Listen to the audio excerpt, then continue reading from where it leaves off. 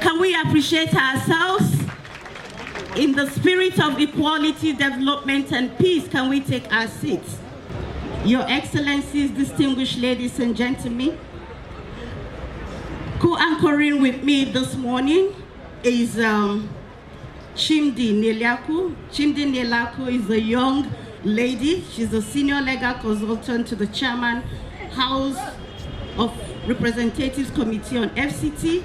She's also a World Economic Forum Global Shaper. Please can we appreciate Chimdi as she takes us through the next round of the program. Your Excellencies, very distinguished guests, ladies and gentlemen, a wonderful morning to you, and thank you for being here. I'll start with a few statistics that I found interesting on the subject matter of today. Globally, 1 in 3 women and girls experience physical and sexual violence in their lifetime, most frequently by an intimate partner. Regionally, that figure is 37%, and in Nigeria, about 31%. So you can see how important this program is today as we launch this national dashboard. Distinguished guests, ladies and gentlemen, I would like to recognize the presence of the Honorable Otumba Wumi Ononuga, the Chairman, House Committee on Women Affairs. You're welcome, ma'am. Senator Princess Adejoke Orelokwe Adefulire, the Senior Special Assistant to the President on SDGs. Dr. Hajo Sani, SSA to the President on Admin and Women Affairs, Office of the First Lady. The UN Resident Coordinator, Edward Callan. The UN Women Country Representative to Nigeria and ECOWAS, Comfort Lamti. And the EU Ambassador, Ambassador Ketil Carlsen. You're most welcome. And finally, we recognize the host of this program, the Honorable Minister of Women Affairs, Dame Pauline K. Talen, OFR, KSG. You're welcome, ma'am. Please can we appreciate them? We also have in our midst this morning Dr. Eleanor Wadinobi. Dr. Eleanor is the first Nigerian to occupy the International Medical Association seat in its 100 years of establishment as the president. We also have this morning a former Minister of Women Affairs, Iyom Josephine Aneni. We also have the Chief Executive of NEPAD, Princess Gloria Akubonjo. In the course of this program, we'll introduce more of our guests. And we have, especially this morning, on this very bright morning, the birds are chipping away, the sun is very friendly, the weather is climate, and we are welcoming our own very beautiful, dynamic, elegant, a world-class ambassador, the only woman who is representing Nigeria and making us proud at that global level. Please join me. Can we give her a resounding round of applause as we celebrate our own Mrs. Amina Mohammed. We're going to quickly take the welcome address at this time by our own dynamic woman, a lady who really needs no introduction. She stands out in the crowd by the turban that she wears. From a distance, you will see that she's just in her own class. A former minister, a former councillor going down, a lady who has seen it at every stage of national endeavor.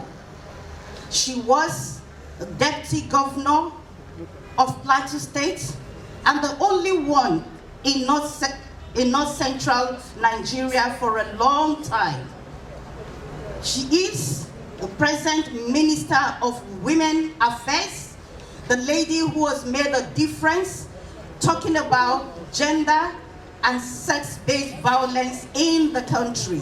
Please join me as we welcome on the stage Her Excellency, Dame Pauline Kendem Talen, OFR PSG. You're welcome, ma'am.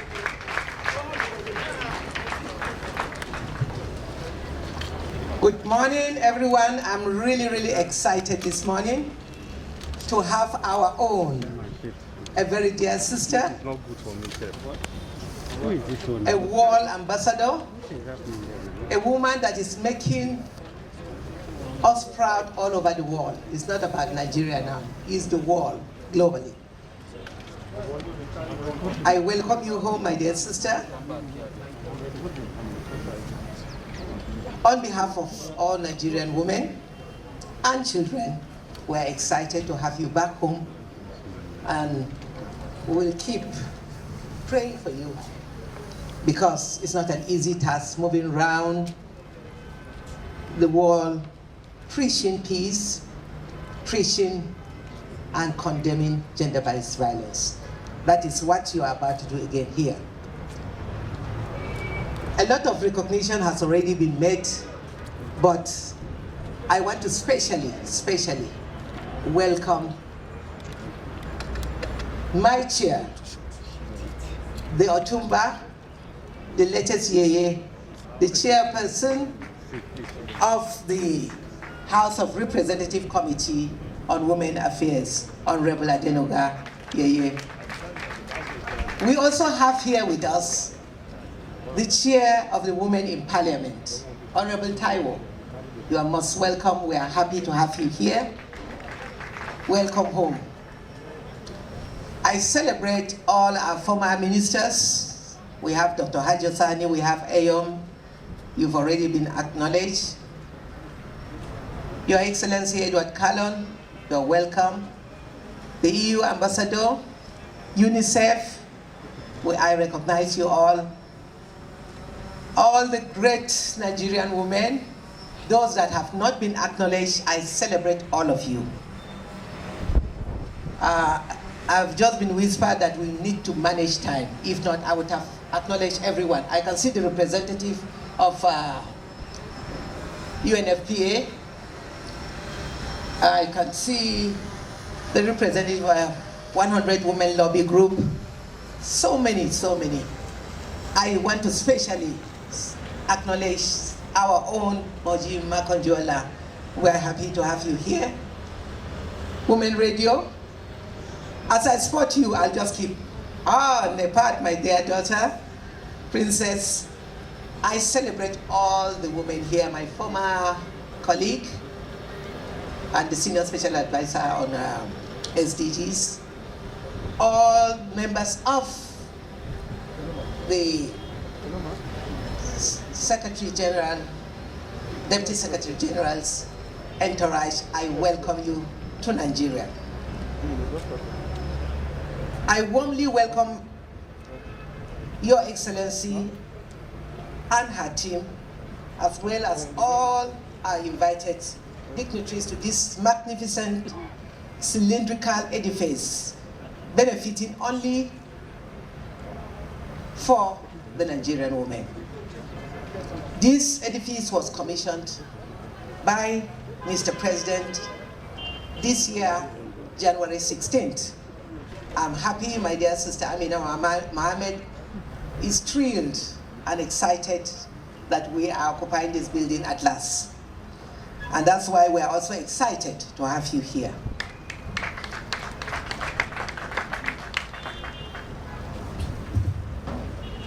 Nigerians' commitment to upscale advocacy around the 12 critical areas of the Beijing Platform for Action as the world commences 25 years into its inception is unprecedented. Mr. President is committed to support and to ensure that Nigerian women take their rightful place. And very soon, I assure you, you will see some very powerful statements and changes in the narratives.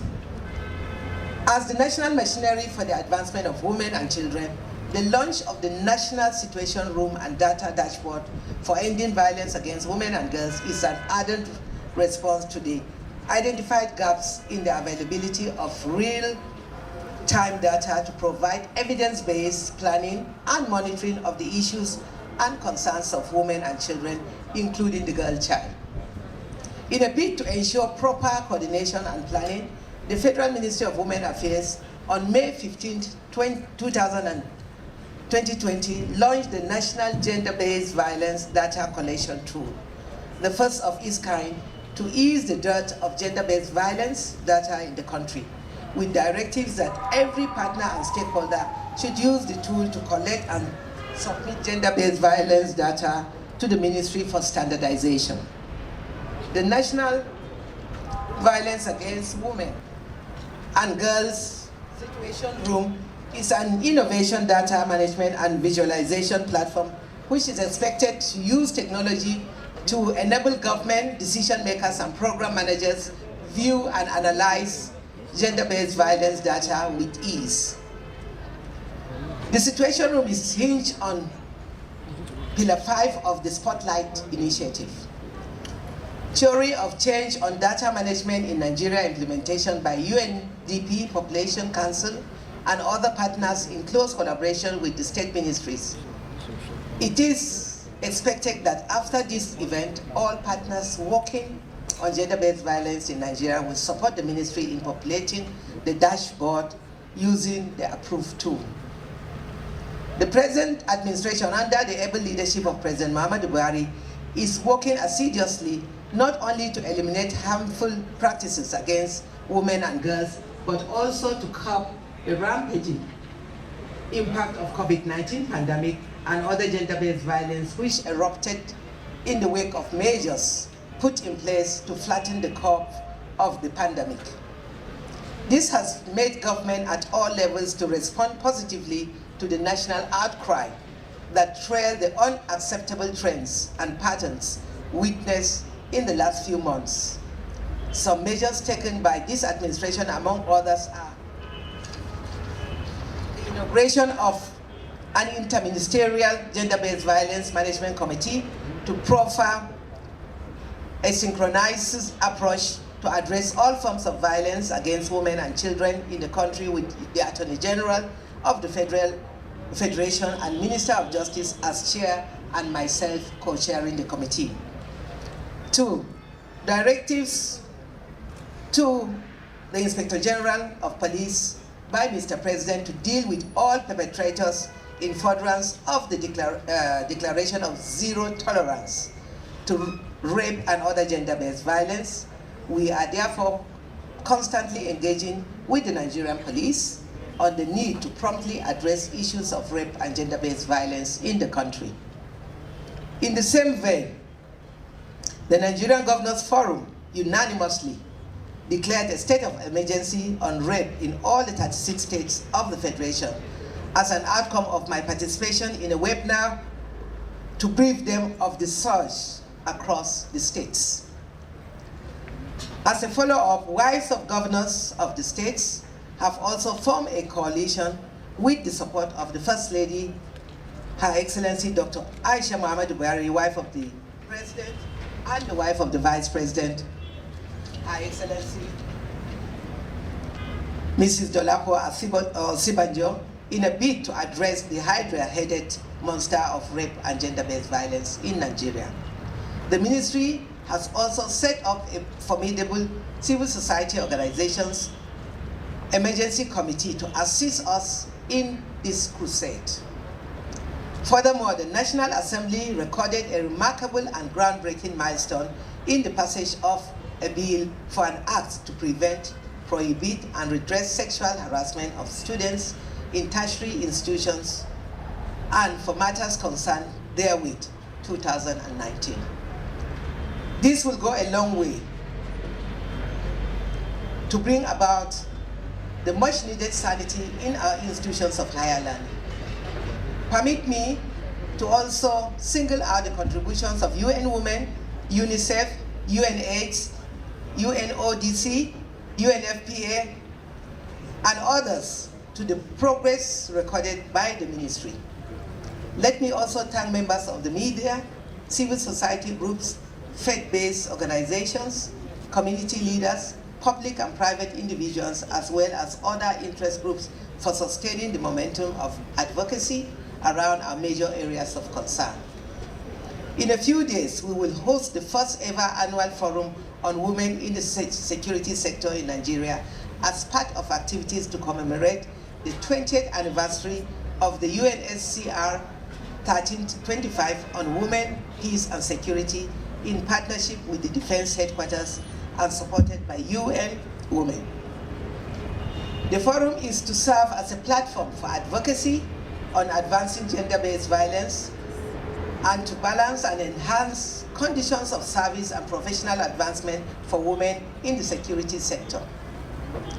This includes developing and presenting policy recommendations to senior level decision makers as we move to develop Nigeria's third National Action Plan, since the second National Action Plan expires in July this year.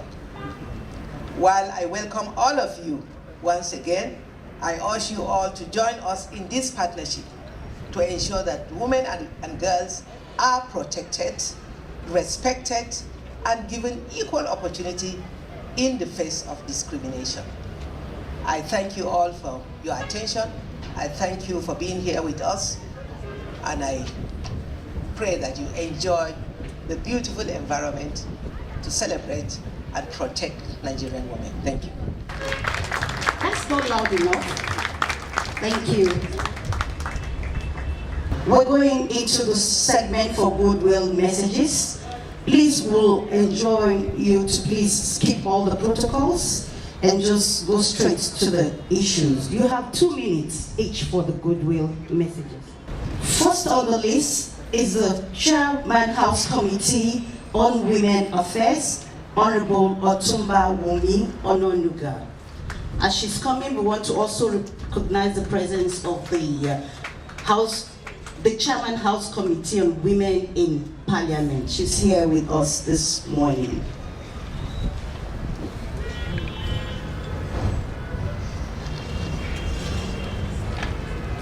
Good morning to everyone here present. We've been asked to skip all the protocols, but I cannot do without saying a very big good morning to Her Excellency Dr. Amina Mohammed. You are a very role model to a lot of us, even though you do not know us, but we aspire to be even greater than you have been, and we feel that God will help us also bring other young female up to the level that you have actually achieved. The Women Affairs Ministry does not really need any goodwill messages. We are doing great, we are doing very well. At the House of Representatives, we are very pleased with the work that the minister is actually doing with the ministry. I say this because a lot of women, especially during the pandemic, we all saw what happened with the spike of sexual and gender-based violence. It was appalling, it was frightening, it was scary. But with the help of the Ministry of Women Affairs and the Honorable Minister, we saw how she took charge and helped most of the women and the girls who have been violated. Now, the dashboard that has been initiated today is going to help a lot of not only the Ministry of Women Affairs, but the data that we need in the country. We usually complain that the data, we have problems with accessing data on the people who have been violated, on the number of women who, even the number of young girls that are out of school, young girls that are not being accessed and that do not have access to get to. With the dashboard, it's going to be easy for us, for anyone, to access how these children and how the women are being violated. It's going to make it easy for every one of us to see how we can help in reducing the effect of all this evil that is being perpetrated to our young girls and young women in the country. I want to implore the Ministry of Women Affairs and the Honorable Minister to continue in the good work that they're doing, and I can assure you that the Committee on Women Affairs and the House of Representatives as a whole will not stop in supporting you with all the line items and the funds that you need to continue to do this great work. Thank you very much. Thank you, ma'am. Next, we have to give a goodwill message. We have the Senior Special Assistant to the President on SDGs, Her Excellency, Mrs. Adejoke Adefuyiru. Please, you have the floor, ma'am. 2 minutes. Good morning, distinguished ladies and gentlemen. Welcoming our dear sister on behalf of all of us, the great women of Nigeria and the women in the world. Welcome our mentor, the Deputy Secretary General of the United Nations, Her Excellency Ms. Amina Mohammed. Thank you for making us proud and being here again today. We appreciate you and we love you. Honorable Minister for Women Affairs, our dear sister, Her Excellency Pauline Tallen, Honorable Minister for Humanitarian Affairs and Disaster Management, our dear sister, Mrs. Shadiat Farouk Omar, a President Coordinator, our friend and brother, Mr. Edward Callon, Mr. Yaya, EU Ambassador, and very distinguished participant. I will not forget my sister, the UN Women, Nigeria and ECOWAS, as well as our big sister, Her Excellency Dr. Mrs. Adusani. I feel highly honored to be here this morning as I join distinguished women of Nigeria. Let me thank the Ministry of Women Affairs under the leadership of the Honorable Minister for our passion commitment to advancing the cause of women in Nigeria. I would like to commend the Federal Ministry of Women Affairs and our reliable development partners for taking this great initiative. Evidently, the launch of National Situation Room and Data Dashboard for ending violence against women is one of the institutional mechanisms and strategy to fast-track the achievement of SDG Goal 5, gender equality and empowerment of women, and other gender-related conventions in Nigeria. Ladies and gentlemen, Your Excellencies, please recall that in September 2015, world leaders adopted 2030 Agenda for Sustainable Development as a successor to development framework to the Millennium Development Goals. The 2030 Agenda for Sustainable Development envisions a present and a future that is economically suitable and sustainable, socially inclusive, and environmentally resilient. This vision is expressed through the 17 SDG goals, 169 targets, and 230 key performance indicators. Importantly, the SDG are universal call to action to end poverty, safeguard the planet, and ensure that all people enjoy peace and prosperity by year 2030. However, the SDG cannot be achieved without credible, timely, and reliable data to ensure timely, accessible, reliable, and integrated data to benchmark process on SDGs. The Nigeria SDG Indicator Baseline Survey was carried out and report published in 2016 by Nigerian government in collaboration with Nigeria Bureau of Statistics and United Nations Development Program, UNDP. In addition, we are aligning the national statistical system with the requirements and indicator of SDGs. This specific and sectoral level dashboard will definitely strengthen our national statistical system and enable timely policy response to the challenges of our time. Our office will continue to work closely with the federal ministry, department, and agencies of government, as well as sub-national government, to ensure the integration of SDG into sectoral policies and plans.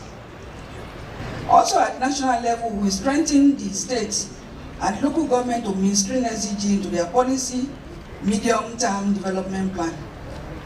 Let me conclude with this short remark by reaffirming Nigeria's commitment on behalf of Mr. President to the 2030 Agenda for Sustainable Development and SDG, despite COVID-19 pandemic, insecurity and social economic challenges will not debar us and not stop us from doing what we plan to do. Once again, I congratulate the Ministry of Women Affairs, and I want to congratulate all the women in Nigeria and all over the world. I thank the Ministry of Women Affairs and the Minister for Women Affairs, and I wish all of us a very successful launch. Thank you, and God bless Nigeria.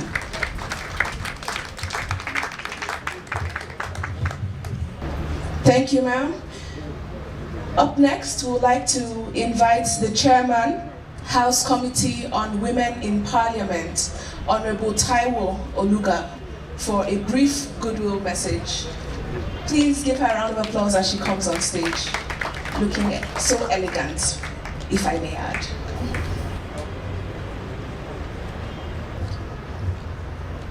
Greetings to everyone. Please permit me to stand on the existing protocol.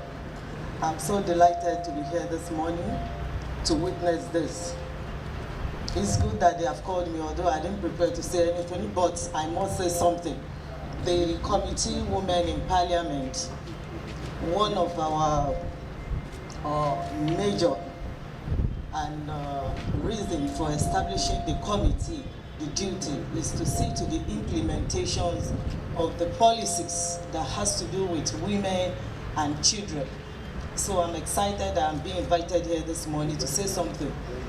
And I want to congratulate the Honorable Minister for bringing this up. I believe we are pace setters. She has started this, and I think, yes, if you want to clap for her, please do. When we see something that is good, it is good to say it out. She has been a pace setter, and one of the problems that we have in Nigeria today has been in the collection of our data. We all know that.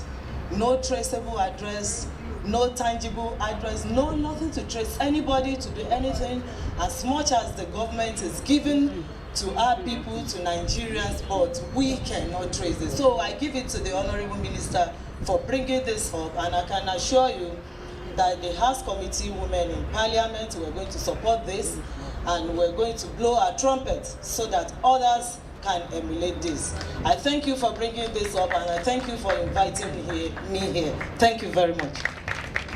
Next, we would like to invite for a brief goodwill message the UN Women Country Representative to Nigeria and ECOWAS, Ms. Comfort Lamti. You're welcome, ma'am. Let me also just recognize our host for today, the Honorable Minister of Women's Affairs, Dame Pauline Tallen, and our special guest of honor for today, our Deputy Secretary General, Madam Amina Mohammed. Let me then stand on all existing protocols. As we all know, data collection on gender-based violence is a real challenge anywhere in the world. And so let me just commend the Ministry of Women's Affairs for actually making the effort to try to ensure that here in Nigeria we can have a start in harmonizing data. During the COVID-19 pandemic, at the height of the pandemic, we all learned how the extent of this challenge, as we all struggled to see which statistics were accurate around the high incidences of gender-based violence. And I think this initiative is in the spirit of building back better, because we saw the extent of the problem, and this effort to try to harmonize data is an important response and an important first step. We need to collect data because we need to understand the extent of the problem, and we need to be able to have more effective responses, including our preventive actions. I think this initiative is also a demonstration of collective action on the part of the UN, and I thank the EU also through the EU-UN Spotlight Initiative for making this possible under UNDP's leadership. As we go forward, I think it will be important to also ensure that specific groups who are very vulnerable, including women living with disabilities, are included, and we have data on the extent of GBV in those communities. Once again, on behalf of UN Women, together with the other UN agencies, we will continue to support the Ministry of Women's Affairs to make this situation a very successful model for the country. Thank you. Thank you, ma'am. Thank you. Next up, I would like to invite Mr. Edmund Callon, the UN Resident Coordinator, to give us a brief goodwill message. You're welcome, sir.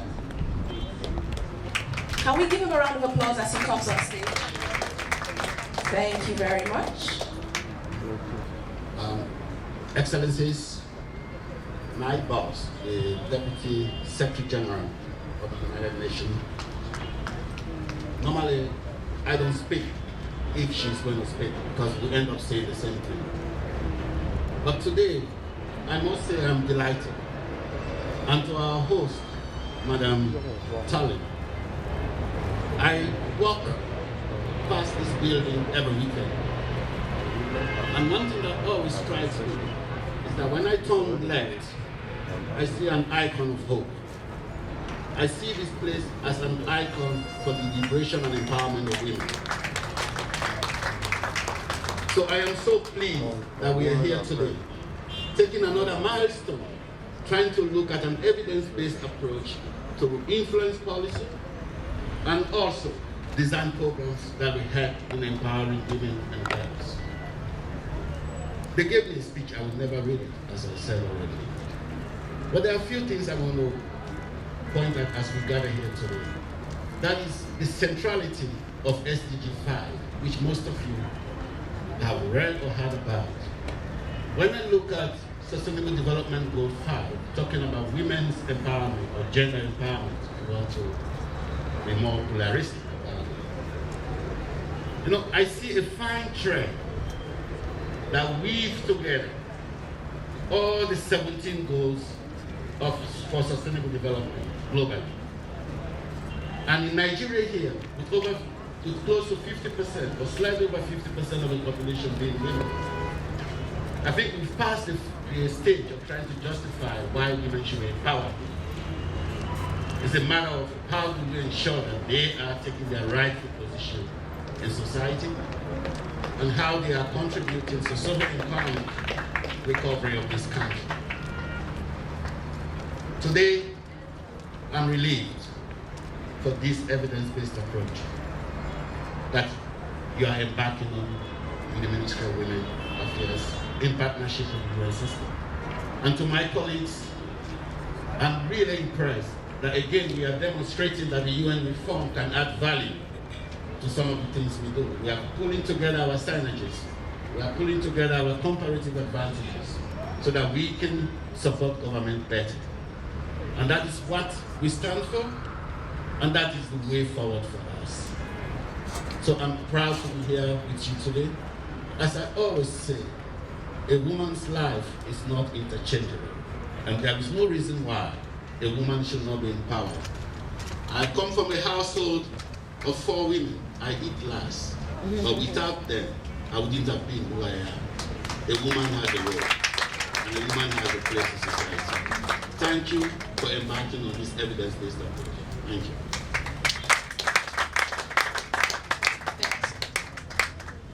Your Excellencies, very distinguished guests, please put your hands together as we welcome the EU Ambassador, Ambassador Ketil Carlson, to give us his goodwill message. Thank you. Your Excellency, Amina Mohamed, Honorable Minister, Dame Pauline Talent, thank you very much for hosting us in this very good building, nice building, who's the house of Nigerian women, but also of Nigerian men who are standing and who are refugees. Ladies and gentlemen, good morning. This year, more than ever, we have witnessed a tremendous rise in domestic violence in Nigeria, but across the world. This is an alarming trend, made even worse by the COVID-19 pandemic and the restrictions that have come together with it. We are in a state of crisis, and this is no time for backtracking on gender equality.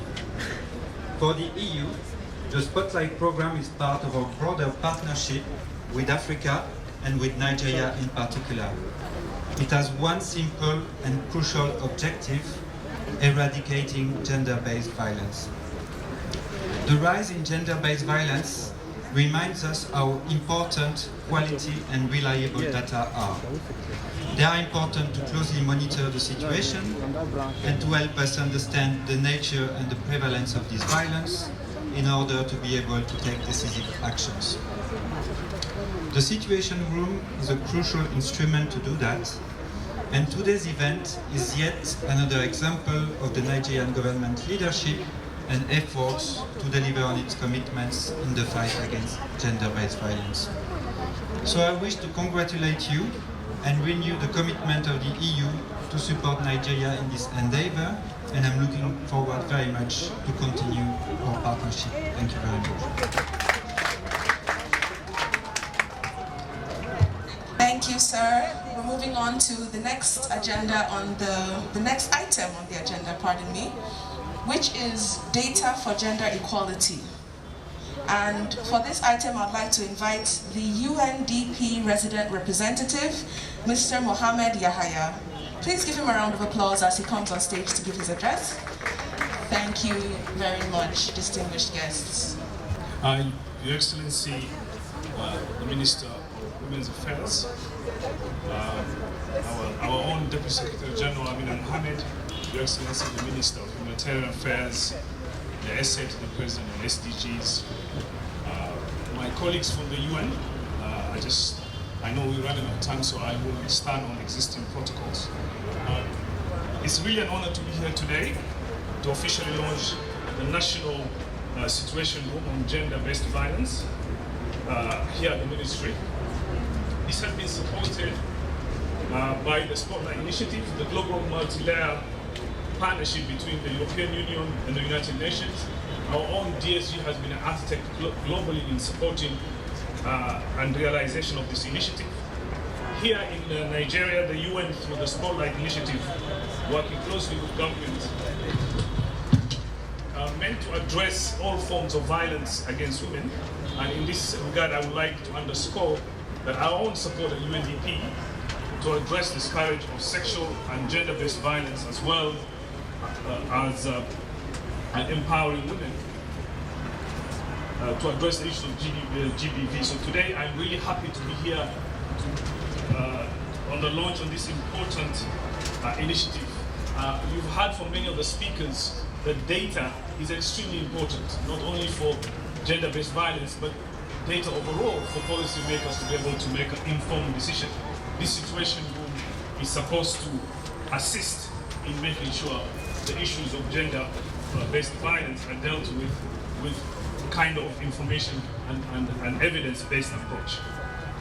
The National Gender-Based Violence Data Room will address the gaps in quality data to enable appropriate access, timely collation, validation, analysis, dissemination to support policy making. So all in all, I just want to reiterate that UNDP and the UN system will continue to support the ministry, and we will be here with you in ensuring that this Situation Room becomes a success. With that, I want to thank the organizers and thank you very much for having us.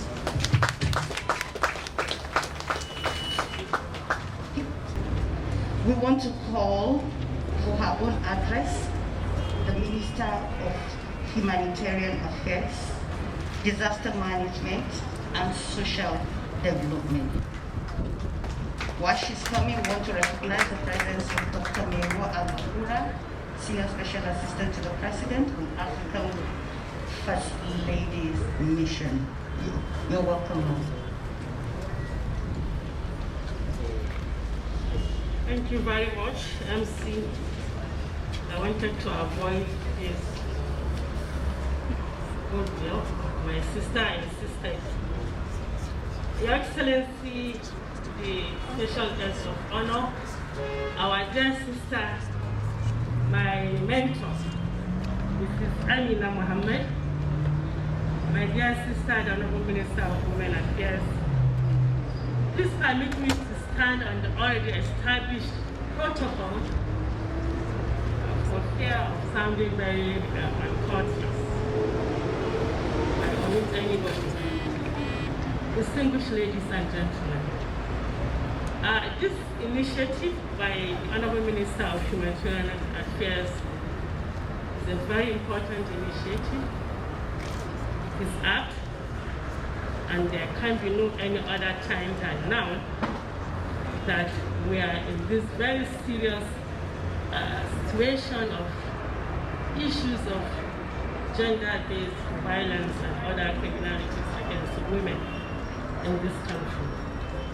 It's only when we have a very robust and effective data management system in place that will be able to make informed decisions. And I would like to say that I know there are other data around, but this is going to be a very, very comprehensive and effective data on domicile in the Ministry of Women Affairs, where we can all draw from to make our decisions as well as to make our interventions. So on this note, my sister, Honorable Minister of Women Affairs, I congratulate you, and I urge you to please continue with the good work. And we're going to support, we're going to partner with you to see that the women of this country are effectively and efficiently being taken care of. Thank you very much.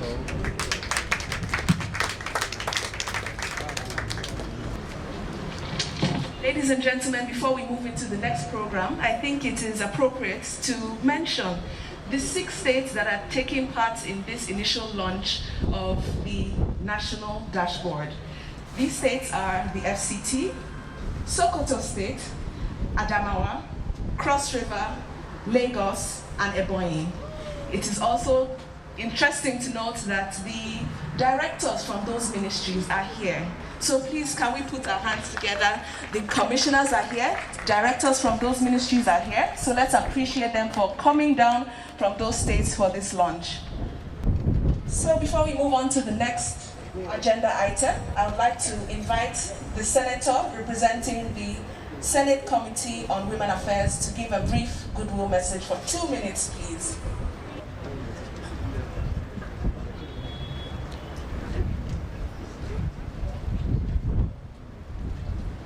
Good morning, everybody.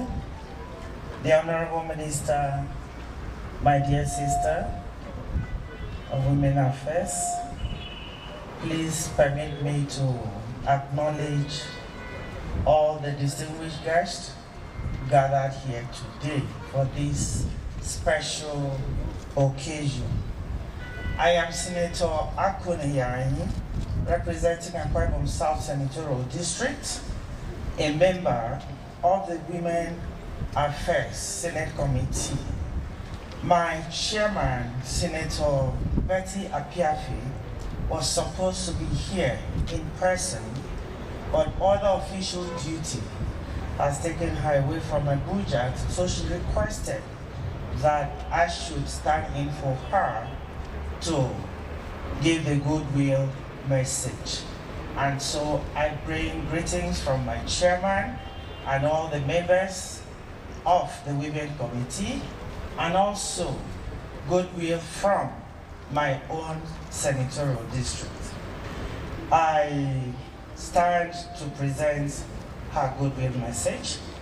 I bring you warmest greetings from the Women Committee members of the Senate Committee, I am particularly happy on your efforts to change the narrative in respect of violence against women and the girl child in Nigeria. It is distressing on how pervasive violence against women and the girl child in Nigeria is growing by the day. No day goes by without a report of one form of violence against women and the girl child in Nigeria. And we appreciate the efforts that you're putting in to combat it. It is as if we are an endangered species by the multiple of problems facing us and heartlessness of the menfolk who take delight in traumatizing the lives of women and the girl child. The lack of accurate data was a drawback in confronting the problem. It is my fervent wish that with better data and information, the action can be taken against perpetrators of violence against women in Nigeria. Today's launch will help in combating this evil. We must strive to build a better society for our daughters and the future generation by eliminating the dangers of today. Other than that, as female senators, we are doing our very best to raise a cry against this evil in the floor of the chambers, and we are always ready to give you our support to fight the evil in the society. I therefore thank you on behalf of the Nigerian women for the bold initiative, as it is a step in the right direction. Thank you and God bless. Thank you, distinguished. At this juncture, Your Excellencies, distinguished ladies and gentlemen, we'll go on straight to a very important segment in this program, and that is to recognize some he for she's, some men who have contributed their quota in ensuring that women gain visibility in national development. Join me to welcome on stage His Excellency Mr. Edward Callon and the EU Ambassador, as the Honorable Minister decorates them this afternoon as a highlight of this event. Please can we have these two gentlemen on stage? The Honorable Minister of Women Affairs will be joined by the Honorable Minister of Humanitarian, the House Chairman, House Committee on Women Affairs, the Chair, House Committee, Senate Committee on Women Affairs. Our own Permanent Secretary will also be joining them. Senate Committee on Women Affairs. We also have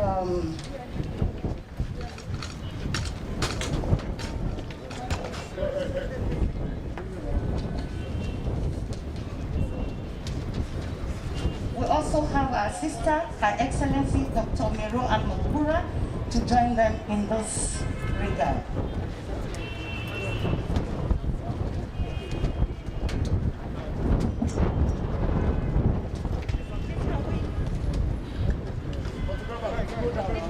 We want to also invite to the stage the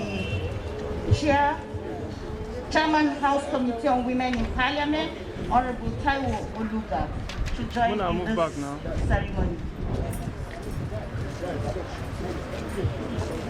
Your Excellencies, our very special guests, the Deputy Secretary General of the UN, distinguished ladies and gentlemen, this is a very, very important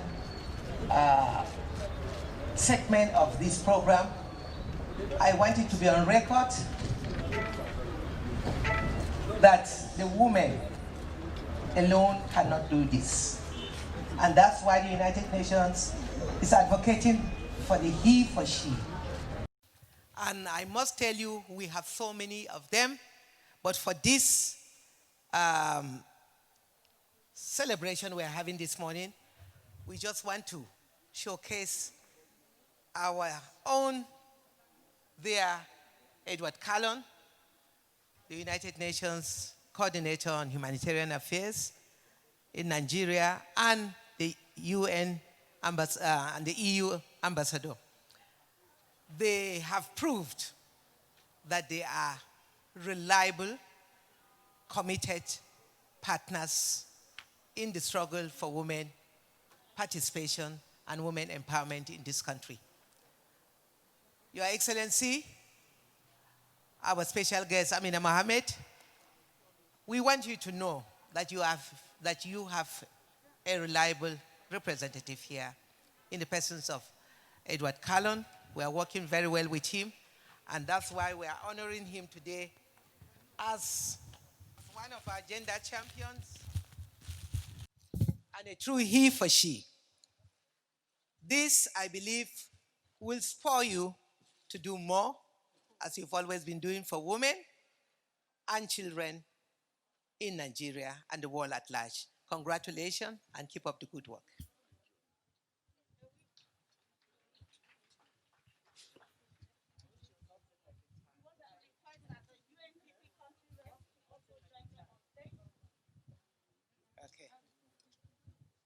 UNDP,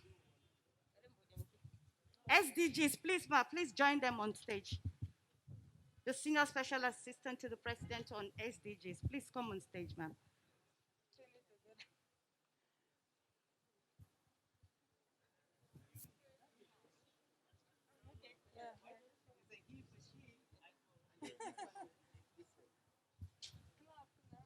Please, can we appreciate this honorable gentleman who is making a difference in the lives of women in the country?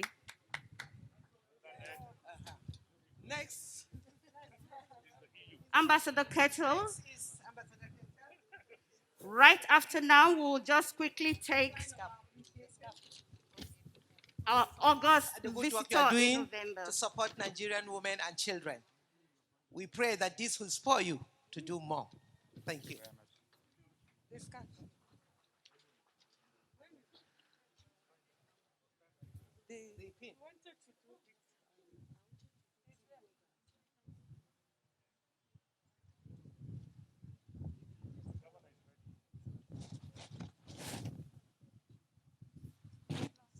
We are just doing for the two of them today because of time. Letters are already sent out for the bigger ceremony that will take place on Friday to other service chiefs, members, and top policy makers, governors that have been joining us in this battle to support the cause of women and children. Once again, Your Excellencies, congratulations and keep up the good work. Thank you. Thank you. Please remain on stage, Your Excellencies. While we bring onto the podium, we'll just do the group photograph immediately. We're bringing onto the podium, Your Excellencies, distinguished ladies and gentlemen, our very own distinguished special guest, Ms. Amina J. Mohammed. Dr. Alino, you can join her. Come. Secretary General of the United Nations and Chair of the United Nations Sustainable Development Group. Prior to her appointment, Ms. Mohammed served as Minister of Environment of the Federal Republic of Nigeria, where she steered the country's efforts on climate change and efforts to protect the natural environment. Ms. Mohammed first joined the United Nations in 2012 as Special Advisor to former Secretary General Ban Ki-moon, with the responsibility for the post-2015 development planning. She led the process that resulted in the global agreement around the 2030 Agenda for Sustainable Development and the creation of the Sustainable Development Goals. Ms. Mohammed began her career working on the design of schools and clinics in Nigeria. She served as an advocate focused on increasing access to education and other social services before moving into the public sector, where she rose to the position of advisor to 3 successive presidents on poverty, public sector reform, sustainable development. Please join me as we give a resounding warm round of applause for this international distinguished ambassador. Your Excellency, the Honourable Minister of Women Affairs, my dearest sister, Dame Pauline Talon. We have so many other important women, and so all I can say is, great Nigerian women, great. It's wonderful to be here. We have ministers, present and former. We have our members of parliament.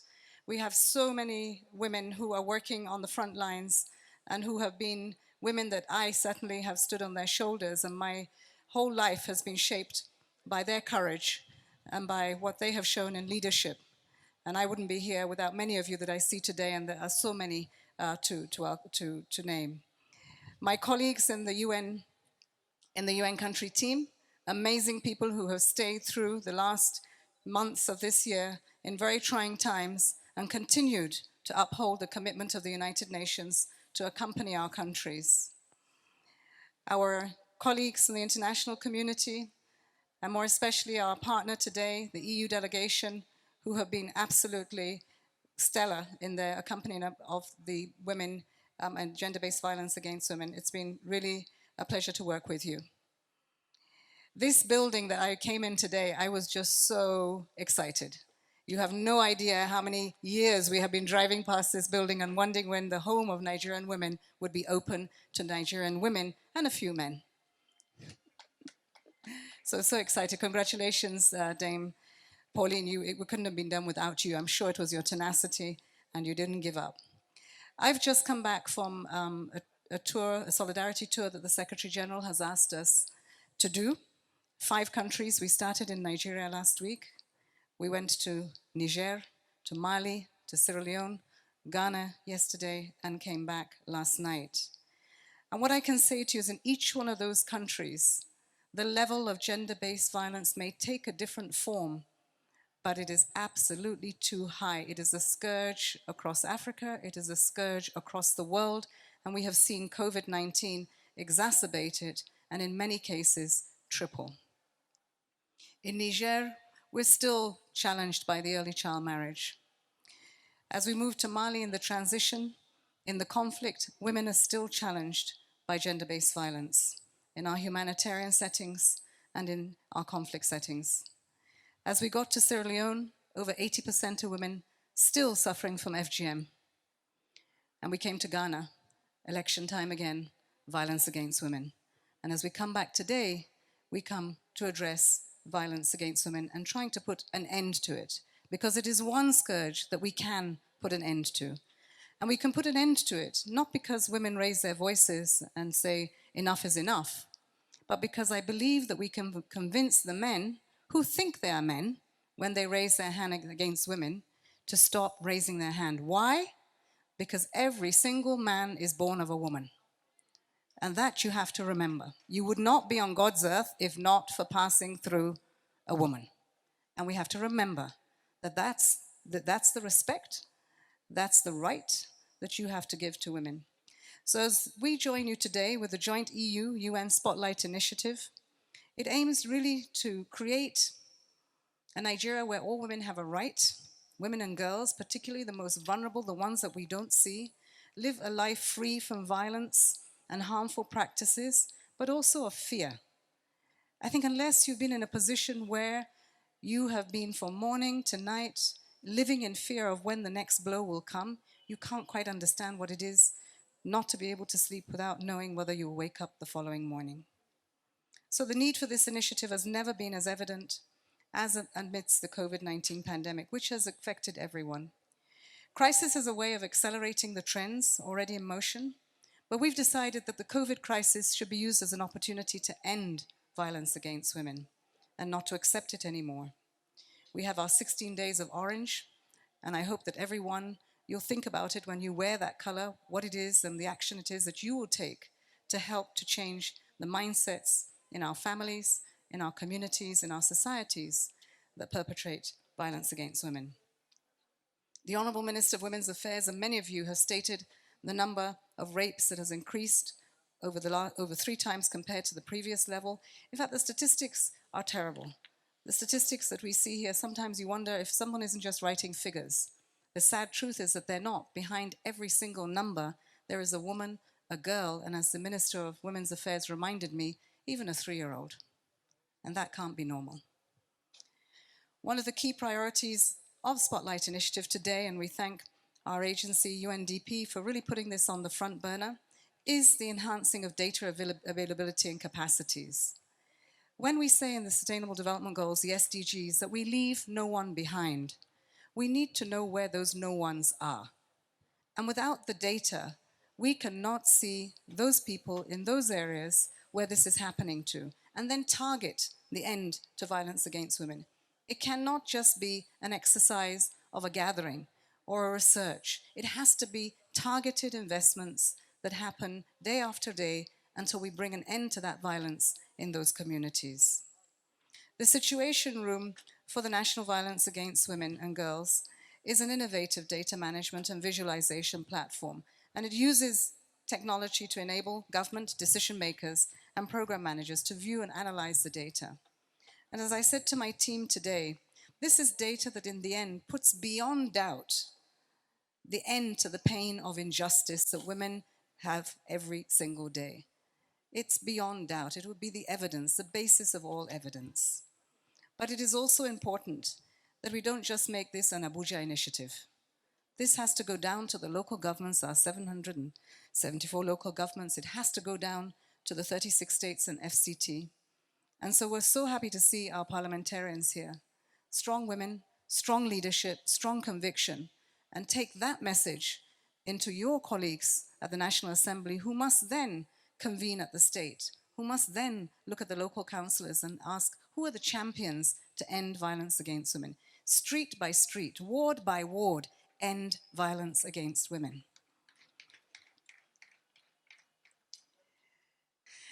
I think, as Mohammed said, Edward, let's not read the speech, but let me maybe step this way a little. I don't think we really understand what it is to be a victim or a survivor unless one has gone through that experience. We need to listen more. I'm grateful to the one friend of mine who told me about a group of women who came for legal advice, and she was giving them legal advice about their businesses. And at the end of the meeting, she said, anything else? And there were maybe about 22 of them. And one of them raised her hand and said, what can you do for me? Because I have a problem at home. And what's the problem at home? And she said, every morning, my husband doesn't feel he's a man unless he's beaten me. And then I go to work. And so she was shocked and said, okay, yes, I can help you. I can give you some legal advice and I can help you. And then 19 of the 22 women put their hands up and said, me too. So this is prevalent. There isn't a person in this space here that either hasn't experienced it or knows someone who's experienced violence in their home, because it usually is perpetrated in the home. From the home, it is taken out, because if I can do it at home, I can do it to somebody else on the street who doesn't even mean anything. So it's really important that individually and collectively, we take up the commitment to say no to violence. We speak about it. We don't keep quiet. We need to say no to when they tell you, be patient. Be patient. We won't do it again. Be patient. What is it that you did? Be patient. Or where I come from, they say, Ihakuri. Ihakuri. There is no such thing as Ihakuri or be patient when you're being beaten. It really doesn't work. Or being raped. It doesn't work. So I think we have to stand up. And I hope that the men who say they're he for she are out in front of us. Because it's not a women's issue alone. It's a man's issue. It's a man's issue, and you're not a man if you raise your hand against a woman. Thank you. Thank you, Excellency. May we request that you remain on the podium, ma'am, as we invite the Honorable Minister of Women Affairs to quickly make a presentation to you on behalf of Nigerian women. For the good work you've been doing. Nigerian women appreciate you. Nigerian children appreciate you. Please, as you go back, just find a place to keep this, to remember us, and to know that we love you. Thank you very much. Thank you.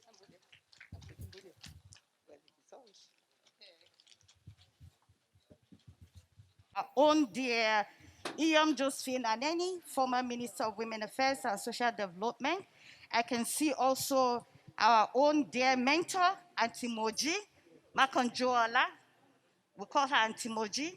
Chief Mrs. Makonjoala. Auntie Moji, we celebrate you today.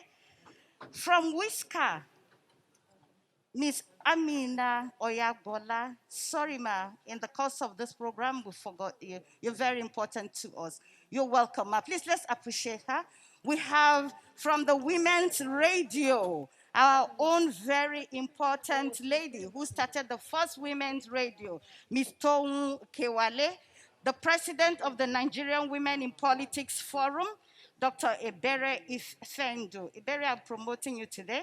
We have all the directors of the Federal Ministry of Women Affairs who are here also on Facebook. So if you go onto Facebook, you'll see this event is streaming live. For violence against women. To the glory of God, and we pray that this will bring a final end to gender-based violence. Thank you. Okay.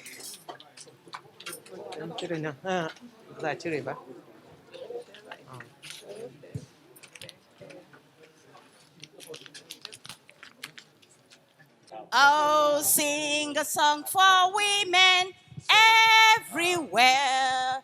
Equality, So the way the development. situation will work is that we have CSOs and service provider from the grassroots that enter, capture data, that provide services for survivors and victims of gender-based violence.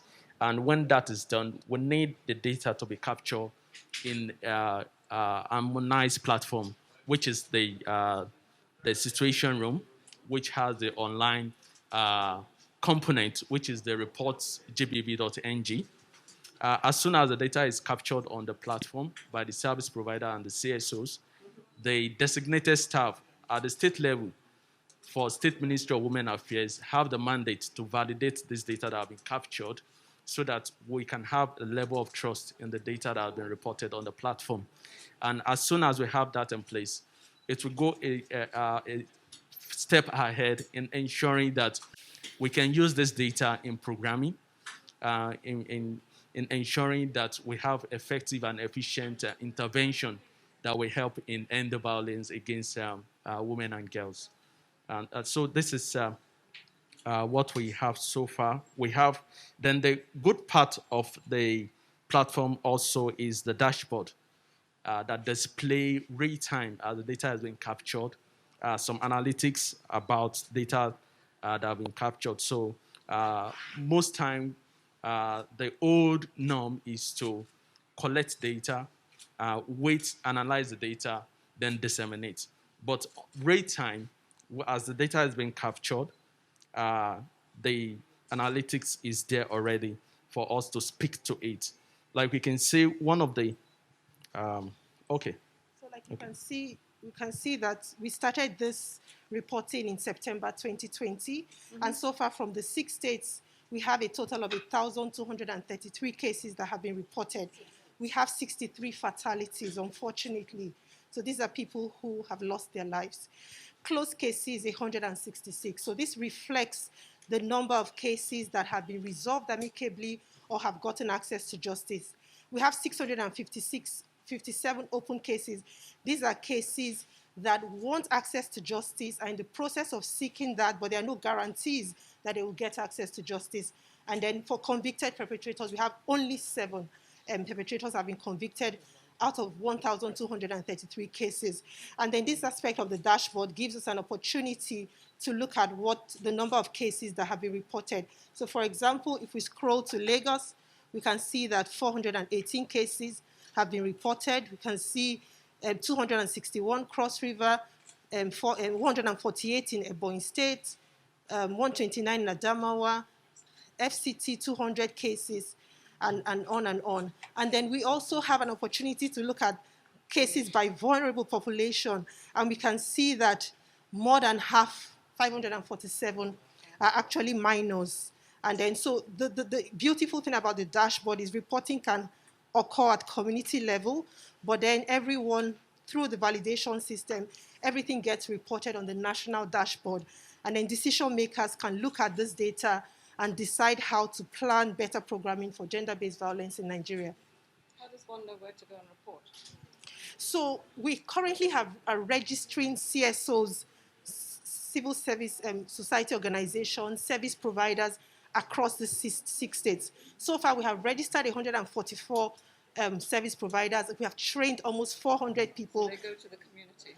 Yes, and then they report. So we're hoping that with an event like this and the visibility that this dashboard would have, over the next year, we would have all providers, everyone providing GBV services in Nigeria, actually reporting on this national dashboard. When we finish the piloting in the 6 states, we hope to look at the lessons that have been learned and scale up to the 36 states in Nigeria. So where does sex offenders register?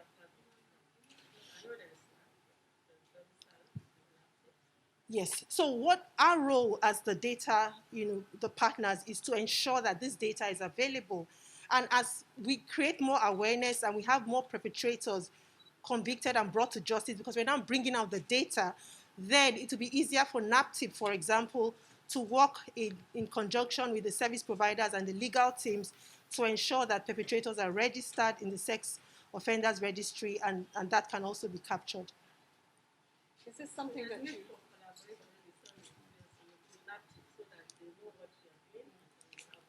Yes. Yes. Yes. And she's supposed to be here. They are all invited. The rate of death gave concern, and I borrowed the experience when I was Commissioner for Women Affairs, when I built the first transit home for abused women in Lagos. So we have completed 200-bed transit home for Ekiti State for abused women and girls. And the reason behind that is that when you have violence and you are being beaten, we separate them so that it doesn't lead to death. And that transit home, we have vocational center where women will learn skills before going back, and we are resolving the issue as they are in the home, just to separate them so that we don't recall more deaths.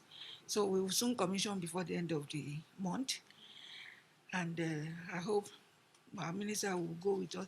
If you are still in town, maybe we would want you to be part of him. Okay, it's 200 beds with all the facilities and the skill development center for them to learn when they are at home so that they are not idle. Thank you. And out of every one case reported, 10 are not reported. And this is the same across all the states. We've also mandated all state commissioners, apart from these 6 states that you have. Okay, so let me just ask a question. I saw, IOM with us, and I know that one of the more powerful organizations or associations that we have is FIDA. And I think we need to make sure that we're working with them in a way that, for me, the law should be not about what you do after the event, but if there is reporting of a perpetrator, that perpetrator should be removed from the home. And the home should remain for the women and the children, and that we're not building safe houses elsewhere. The safe house is a woman's home. That's what you do. You take her from her home, you bring her to her new home. She has a family, she has children, and then suddenly the man beats her, and then you say she should leave? No. In the UK, they put that law there, and men stopped. Why did they stop? Because for a man to say he's been removed from his home is a shameful thing. So we need to start showing men that it is shameful and not something to be proud about. Beat your wife, remove her, marry another one, it's not going to work. So we need to change that, and maybe FIDA can help us bring in those laws. Yes. Only yesterday, while we were trying to work on the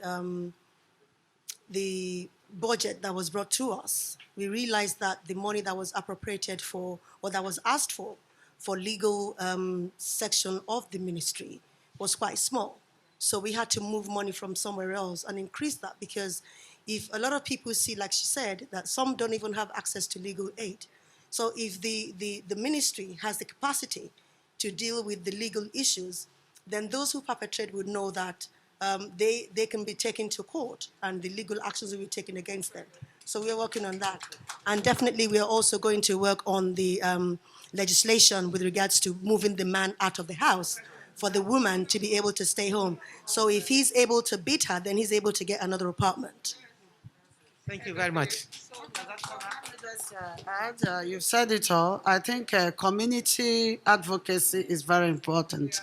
We have to partner with the community government. That's the traditional council, and the PGs at the community level. NEPAD is doing that already, so we can incorporate the advocacy into what we're doing to educate the rural women who cannot even raise their voice because of culture and all that, to be able to get proper data from the rural areas. Thank you.